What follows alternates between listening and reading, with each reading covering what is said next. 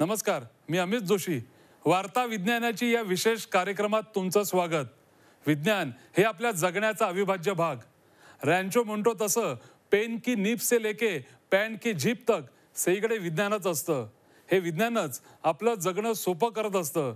पण या विज्ञानाची त्याबाबत घडणाऱ्या घडामोडींची आपल्याला फारशी माहिती नसते. विज्ञानाबाबत आपल्या मनात शंका असते, भीती असते. या शंका दूर करत सोप्या भाषेत विज्ञानाच्या संकल्पना मांडण्यासाठी हा आमचा खास कार्यक्रम आहे. बघूयात आज विज्ञानाची वार्ता काय आहे ते.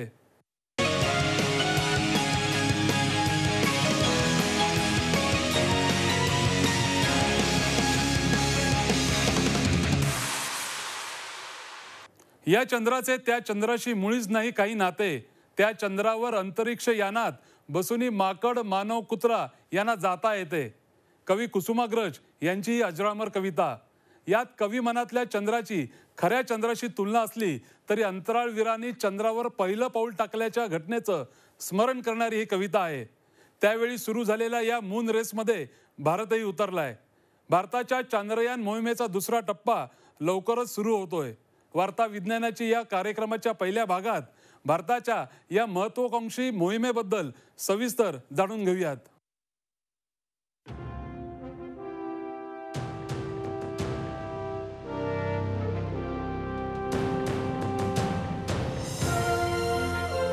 मानवासाठी केवळ एक पाऊल, मानव वंशासाठी प्रचंड मोठी झेप. जगातल्या काही मोजक्या प्रसिद्ध वाक्यांपैकी हे एक वाक्य. याचे उद्गाते होते नील आर्मस्ट्रॉंग. सगळ्या जगानं एकाच वेळी ऐकलेलं हे वाक्य त्यांनी उच्चारलं होतं 20 जुलै 1969 या दिवशी. तब्बल 3,84,000 किलोमीटर अंतरावरून चंद्रावर मानवाचं पहिलं पाऊल पडलं आणि एका नव्या युगाची सुरुवात झाली. हे होतं चांद्रयुग. 22 ऑक्टोबर 2008ला भारतानं या युगात प्रवेश केला. भारतीय अंतराळ संशोधन संस्था इस्रोचं यान चंद्राकडे झेपावलं. त्यानं चांदोबाचे अनेक फोटो घेतले. चांद्रयान 1 या मोहिमेत 1360 किलो वस्तुमापाचं अवकाश यान चंद्राकडे सोडण्यात आलं. यानावर 5 भारतीय आणि इतर 6 देशांच्या अवकाश संस्थांची वैज्ञानिक उपकरणं बसवण्यात आली होती. चांद्रभूमीचा नकाशा तयार करणं, खनिजांचा अभ्यास, जमिनीखालील असलेल्या खनिजांची माहिती घेणं हे या अभ्यास मोहिमेत होणं अपेक्षित होतं. 12 नोव्हेंबरला चंद्रापासून 100 किलोमीटरच्या कक्षेत चांद्रयान स्थिरावलं. 14 नोव्हेंबरला इस्रोने विकसित केलेला मून इम्पॅक्ट प्रोब म्हणजेच एक छोटं यान चंद्रावर आदळवण्यात आलं. प्रत्यक्ष चंद्राच्या भूमीवर इस्रोचं आणि पर्यायाने भारताचं हे पहिलं पाऊल. 1.69 किमी प्रति सेकंद वेगाने हा प्रोब चंद्रावर आदळला. यामुळे जी माती उडाली त्यावरून चंद्रावर पाणी असल्याचा निष्कर्ष चांद्रयानावर असलेल्या नासाच्या उपकरणानं काढला. मात्र चांद्रयानाचा इस्रोच्या नियंत्रण कक्षाशी असलेला संपर्क तुटला. 2 वर्षांसाठी आखलेली मोहीम अवघ्या 9 महिन्यातच संपुष्टात आली. त्यानंतर आता इस्रोने चांद्रयान 2 ही मोहीम हाती घेतली. या मोहिमेत मुख्य अंतराळयान चंद्राच्या कक्षेत फिरत राहील आणि या यानातून एक छोटी गाडी म्हणजेच रोवर चंद्राच्या पृष्ठभागावर उतरेल. हा रोवर चंद्रावर फिरेल आणि तिथल्या मातीचं परीक्षण करेल. चांद्रयान 2चं वस्तुमान आहे 3290 किलो. या यानाचे 3 मुख्य भाग आहेत. चंद्राभोवती फिरणारं मुख्य यान म्हणजे ऑर्बिटर. याचं वस्तुमान आहे 1400 किलो. चंद्रावर अलगद उतरणारं 1250 किलो वस्तुमानाचं एक यान म्हणजेच लँडर आणि प्रत्यक्ष चांद्रभूमीवर संचार करणारा 20 किलो वस्तुमानाचा छोटेखानी रोव्हर. विशेष म्हणजे हा रोव्हर संपूर्णतः भारतीय बनावटीचा आहे. या मोहिमेचं सर्वात मोठं वैशिष्ट्य म्हणजे चांद्रयानाचा रोव्हर चंद्राच्या दक्षिण ध्रुवावर उतरणार आहे. आत्तापर्यंत कोणत्याच अंतराळ संशोधन संस्थेचं यान तिथं गेलेलं नाही. चांद्रयानच्या या 3ही भागांवर विविध वैज्ञानिक उपकरणं असतील. याद्वारे चंद्राबद्दल आणखी अभ्यास केला जाईल. या संपूर्ण मोहिमेचा खर्च सुमारे 800 कोटी असेल. आपलं जे डोकं आहे त्याच्यावरती केस असतात भरपूर भरलेले, पण साधारण सगळेच केस एक बरोबरच असतात. तेव्हा कुठलाही उपटा सारखा समान असतो. पण चंद्र एक असा आहे पदार्थ की जो कदाचित एक उल्का येऊन पृथ्वीवरती पडली आणि त्याच्यानंतर त्यांनी तो बनलेला आहे. म्हणजे आपण चंद्रावरती बघतो की त्याच्यातले काही भाग आपल्याला पृथ्वीसारखे दिसतात, तर काही पृथ्वीचे एकदम विपरीत दिसतात आपल्याला भाग. तर कुठे कसे भाग आहेत किंवा कुठे कसा तिथे चंद्रावरती काय परिस्थिती आहे ही आपल्याला जाणून घ्यायला पाहिजे. आता आपल्याकडे चंद्र मोहिमा झालेल्या आहेत, आपण तिकडनं दगड आणलेले आहेत. पण मी जे मगाशी उदाहरण दिलं डोक्याच्या केसाबद्दल, ते असं होतं की तुम्ही चंद्र हा काही युनिफॉर्म नाही आहे. त्यामुळे होतं काय की तुम्हाला एक जरी केस उपटला उजवीकडचा तरी डावीकडचा वेगळा असण्याची खूप मोठी शक्यता असते. तर असा विचार करून आपल्याला चंद्राची माहिती करून घ्यायची असेल तर आपल्याला खूप निरीक्षण करावं लागेल. तिथनं त्याच्यावर जे खनिजे आहेत त्यांच्याबद्दल आपल्याला माहिती करून घ्यावी लागेल. चांद्रयान 1 मोहिमेची तयारी अंतिम टप्प्यात असतानाच 18 सप्टेंबर 2008ला चांद्रयान 2 मोहिमेला हिरवा कंदील दाखवण्यात आला होता. सगळं ठरल्याप्रमाणे झालं असतं तर 2013 सालीच भारताचं आणखी एक यान चंद्राकडे झेपावलं असतं.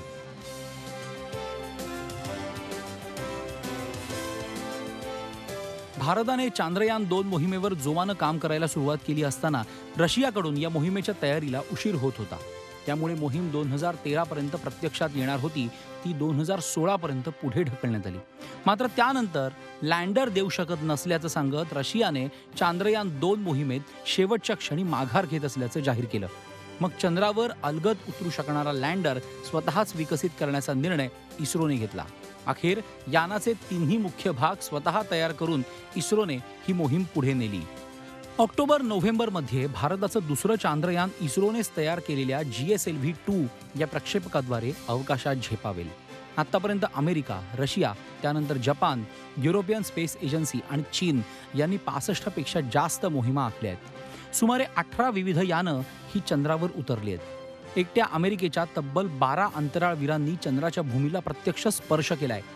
त्यामुळे खरं तर चंद्राबद्दल बरीच माहिती हाती आली असणार.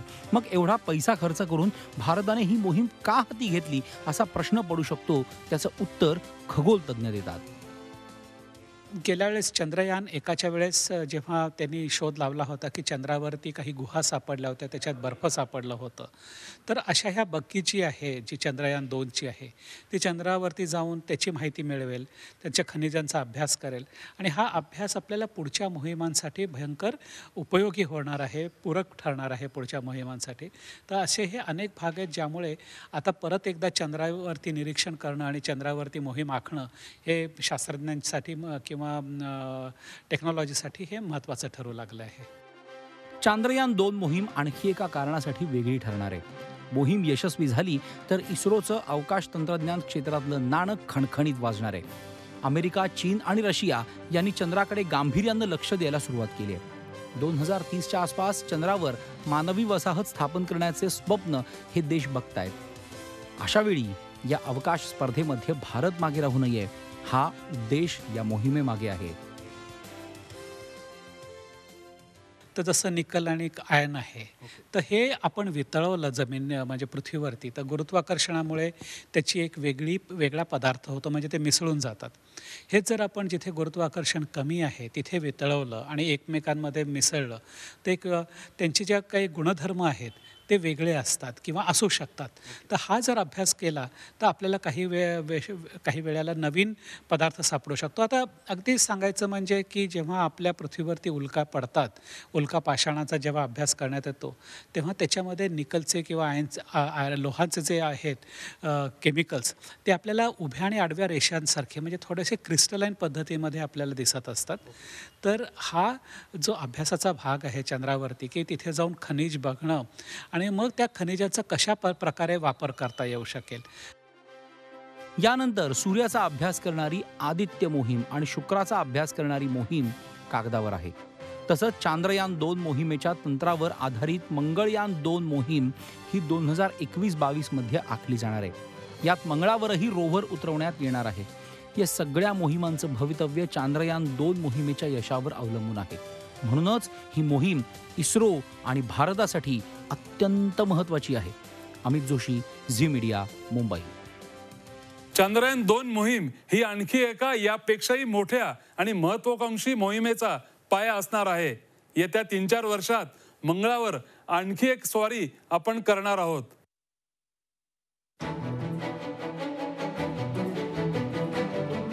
देशातील सर्वात मोठी चलनी नोट असलेल्या 2000 रुपयांच्या नोटेवरचं हे चित्र. एवढं मोठं आदराचं स्थान मिळवणारं हे आहे आपलं मंगळयान. भारतीय अंतराळ संशोधन संस्थेच्या शेकडो यशस्वी मोहिमांपैकी एक मोहीम म्हणजे मंगळयान. कदाचित आजवरची सर्वात यशस्वी मोहीम. 5 नोव्हेंबर 2013 या दिवशी मंगळयानानं झेप घेतली. आजवर या लाल ग्रहापर्यंत पोहोचणं केवळ 3 संस्थांना शक्य झालं होतं. अमेरिकेची नासा, रशियाची रोस्कोमॉस आणि युरोपियन अंतराळ संशोधन संस्था. या जागतिक महासत्तांच्या रांगेत जाऊन बसण्याचा मान मंगळयान मोहिमेनं भारताला मिळवून दिला. या मोहिमेची वैशिष्ट्य तरी किती सांगावीत. अंतराळावर सत्ता गाजवणाऱ्या देशांना या मोहिमेत इस्रोनं मात दिली. या तिन्ही संस्थांच्या जवळजवळ 70% मोहिमा फसल्यानंतर त्यांना मंगळापर्यंत पोहोचणं शक्य झालं. भारतानं मात्र पहिल्याच प्रयत्नात मोहीम फत्ते केली आणि जगानं बोटं तोंडात घातली. 1337 किलो वजनाचं मंगळयान 24 सप्टेंबर 2014ला मंगळ ग्रहाभोवती यशस्वीरित्या घिरट्या घालू लागलं. ही मोहीम यशस्वी झाल्यामुळे भारतीय अवकाश तंत्रज्ञान जागतिक कसोटीवर सिद्ध झालं. दूरवरच्या ग्रहांवर मोहिमा आखण्याचा बहुमोल अनुभव इस्रोला मंगळयान मोहिमेनं मिळवून दिला. या मोहिमेच्या निमित्तानं दूरवरच्या अवकाश मोहिमांसाठी आवश्यक पायाभूत गोष्टींची उभारणी करता आली. आणि सर्वात महत्त्वाचं म्हणजे भारतीय समाज, नोकरशाही आणि लोकप्रतिनिधींची अवकाश संशोधनाबाबत मानसिकता या मोहिमेनं आमूलाग्र बदलली. मंगळयान मोहिमेचं सर्वात मोठं वैशिष्ट्य म्हणजे सर्वात कमी खर्चात ही मोहीमच इस्रोनं यशस्वी केली. इंधनाचा कमीत कमी वापर करून पृथ्वी, सूर्य आणि गुरूचं गुरुत्वाकर्षण वापरून मंगळयानाचा प्रवास झाला. अचूक गणिताच्या आधारे इस्रोमधल्या बुद्धिमान संशोधकांनी ही किमया करून दाखवली. 2003 साली युरोपियन स्पेस एजन्सीच्या मंगळावरच्या मोहिमेचा खर्च होता $200 दशलक्ष. नासाच्या मावन या मंगळ उपग्रहासाठी तब्बल $671. या तुलनेनं भारताच्या मंगळयान मोहिमेचा खर्च होता केवळ $74 दशलक्ष. आतापर्यंत मंगळयानानं आपल्या या शेजाऱ्याची बरीच माहिती पृथ्वीकडे पाठवली आहे आणि या माहितीच्या आधारे मंगळाचा अभ्यासही सुरू झालाय. अद्याप इंधन शिल्लक असल्यानं आणखीन काही वर्ष मंगळयान आपलं काम सुरू ठेवणार आहे. या मोहिमेच्या अभूतपूर्व यशानंतर इस्रोनं मंगळयान 2 मोहिमेची तयारी सुरू केली आहे. विशेष म्हणजे या मोहिमेबद्दल सूचना, कल्पना मागवण्यात आल्या आहेत. मंगळयान 2 मोहीम पहिल्यापेक्षा आणखीन वेगळी असणार आहे. यात एक यान ग्रहाभोवती फिरत अभ्यास करणार असून यानातून एक रोवर मंगळावर उतरवण्यात येणार आहे. त्यामुळे मंगळाबद्दलची आणखीन नवी माहिती हाती येणं शक्य होणार आहे. मंगळावर पाणी हे थेट उपलब्ध नाहीये, ते जमिनीखाली किंवा बर्फाच्या स्वरूपात उपलब्ध आहे. मंगळावर ऑक्सिजनचं प्रमाण सुद्धा पृथ्वीपेक्षा कितीतरी कमी आहे. असं असलं तरी मंगळावरची भौगोलिक परिस्थिती ही पृथ्वीसारखीच आहे आणि म्हणूनच मंगळाबद्दल शास्त्रज्ञांना मोठं आकर्षण आहे आणि मंगळावर पोहोचण्यासाठी शास्त्रज्ञांची मोठ्या प्रमाणात धडपड सुरू आहे. 2019च्या अखेरीस मंगळयान 2 मोहिमेसाठी लागणारं यान तसंच अन्य उपकरणं तयार होणं अपेक्षित आहे. 2020-21च्या आसपास ही मोहीम सुरू होण्याची शक्यता आहे. मंगळयान 2 मोहिमेचं बहुतांश तंत्रज्ञान आणि त्यावरील उपकरणं चंद्रयान 2 प्रमाणेच असणार आहे. त्यामुळे चंद्रयान 2चा अनुभव गाठीशी बांधूनच इस्रो या मोहिमेचा श्रीगणेशा करणार असल्यामुळे मंगळयान 1 प्रमाणेच ही मोहीमही यशस्वी होईल यात शंका नाही. अमित जोशी, झी मीडिया, मुंबई. चंद्र आणि मंगळाला आपण गवसणी घालतोय ही अर्थातच अभिमानाची बाब आहे. पण अवकाश कवेत घेत असताना आपल्या वसुंधरेकडे दुर्लक्ष करून चालणार नाही. आपली राजधानी दिल्ली हे जगातलं सर्वाधिक प्रदूषित शहर ठरणं ही चिंता करायला लावणारी बाब आहे. या प्रदूषणाची प्रत्यक्ष अनुभूती घेण्याची संधी लंडन वासियांना नुकतीच मिळाली. बघूयात ही पुढली वार्ता विज्ञानाची.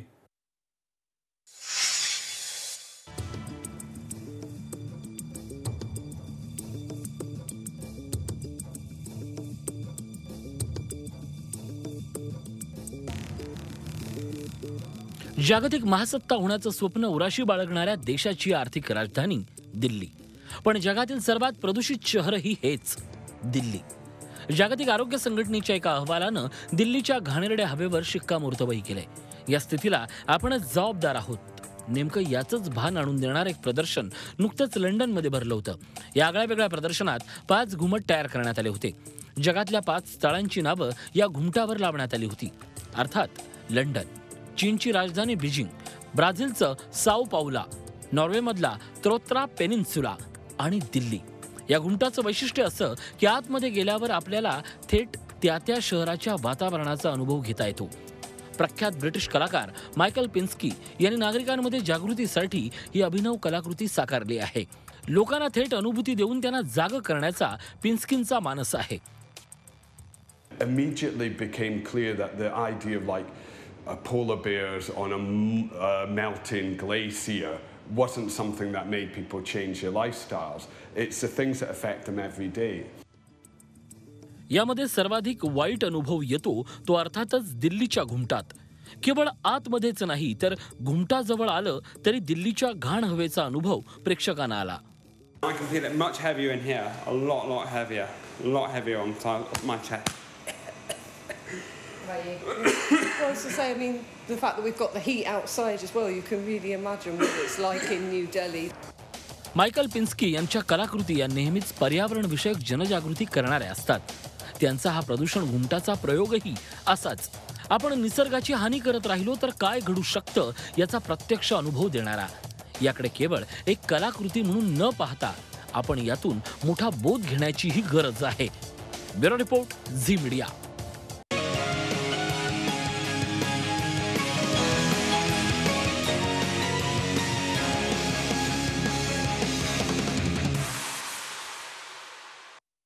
वार्ता विज्ञानाची या विशेष कार्यक्रमात पुन्हा एकदा स्वागत. कार्यक्रमाच्या दुसऱ्या भागात आपण पाहणार आहोत एक प्रत्यक्षात उतरलेलं स्वप्न. आजवर केवळ चित्रपटांमध्ये दिसणारा एक प्राणी आता प्रत्यक्षात अवतरलाय. कोण आहे हा? बघूयात जपानमधून आलेली ही विज्ञानाची वार्ता.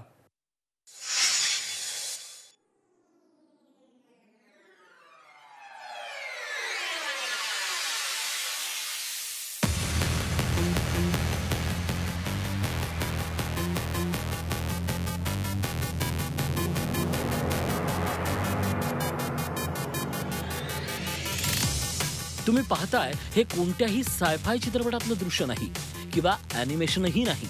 अखेर आतापर्यंत केवळ विज्ञानपटामध्ये दिसलेला ट्रान्सफॉर्मर आता प्रत्यक्ष अस्तित्वात आलाय. याचं नाव आहे जे-डेट-राईड. हा यंत्रमानव स्वतःचं रूपांतर स्पोर्ट्स कारमध्ये करू शकतो, ते देखील केवळ 1 मिनिटात.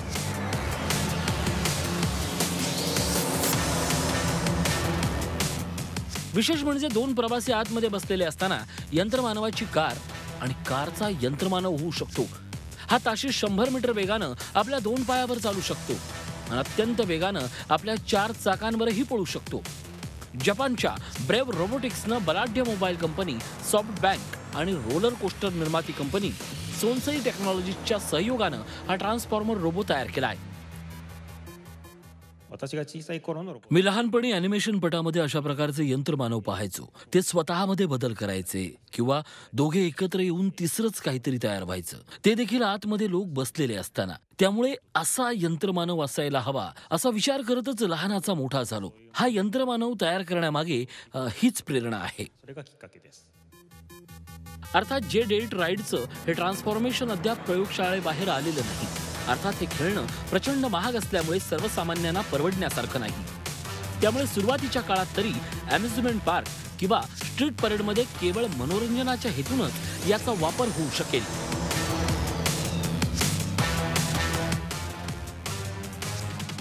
Bureau report, Zee Media. मित्रांनो, कशा वाटल्या या विज्ञानाच्या वार्ता? विज्ञान तंत्रज्ञान सोप्या भाषेत मांडण्याचा आमचा हा प्रयत्न नक्कीच आवडला असेल. तेव्हा भेटूयात पुढल्या आठवड्यात नव्या विज्ञान वार्तांसह. तोपर्यंत पाहत राहा झी 24 तास. रहा एक पाऊल पुढे.